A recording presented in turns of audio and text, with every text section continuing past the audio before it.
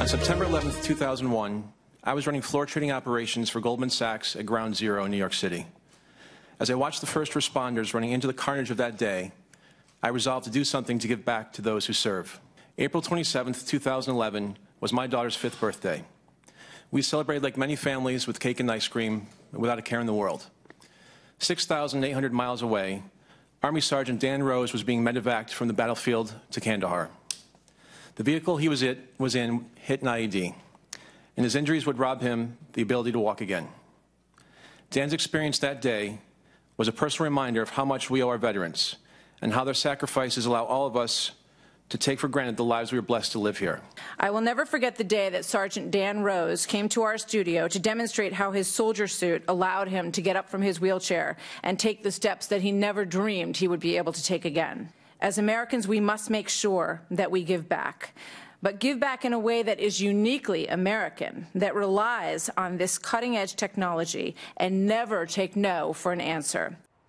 So that was part of an interesting experience that we had on Capitol Hill this week, exploring new ways to empower the lives of our veterans through cutting-edge technology. And I had the privilege of speaking on behalf of SoldierStong, an organization that I have been on the advisory board of since 2014, and it aims to help injured heroes get back on their feet using this amazing new developments in rehabilitation technology. And joining me is Chris Meek. He is the chairman and the co-founder of SoldierStong. He founded it. He works on it every single day.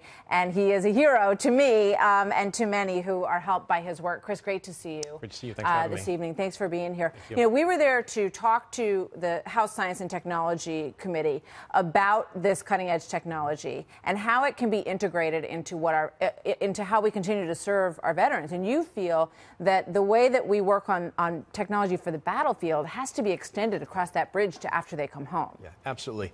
And a lot of the devices that we fund were originally funded through DARPA, which is a part of the Department of Defense. Yeah.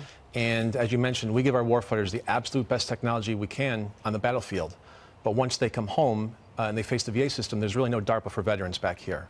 And so we're trying to fill that, what I call the Death Valley gap, of what they have in the battlefield versus the care they receive back here at home. Yeah, and there are American companies that are making, as I said during the hearing, it's like, Iron Man isn't just in the movies. Right. I mean, they're creating arms that are fully usable from the elbow to the wrist, all the way down to the fingers. Tell people a little bit about what can be done now that is so new and incredible. Well, now it's even going a step further. So the one device you mentioned actually is the only full range that includes the shoulder. But now they're hardwiring them into your brains, so you actually just think about it and it moves. Other things like virtual reality. There's one veteran we worked with at Vanderbilt University where he lost his arm in Vietnam. And through technology, he put on, through virtual reality, actually turned a doorknob. And he started to cry because it was the first time he had actually felt a doorknob in 25 years. And so, to your point, science fiction is becoming science fact. Yeah. Let's just watch a moment with Dan Rose when he was in our studio a while back. Standing up was surreal.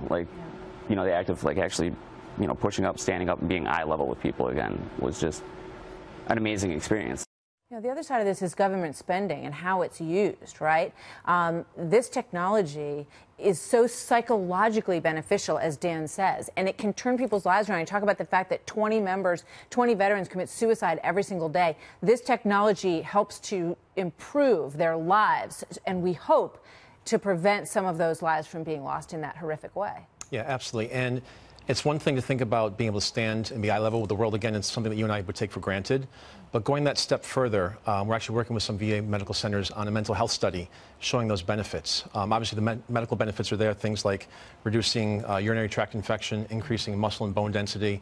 But it's the things that you don't think about, the unseen wounds of war that they talk about. We're going to see SoldierStong this weekend at the Indy 500, right? We are. Very fortunate to work with United Rentals, one of our major sponsors. And they are a sponsor of IndyCar team Ray Hall, Letterman, Lanigan. And they launched a program called Turns for Troops. The website's turnsfortroops.com. And what they do is for every lap that driver Graham Rahal completes throughout the entire IndyCar season, United Rentals donates $50 to our program.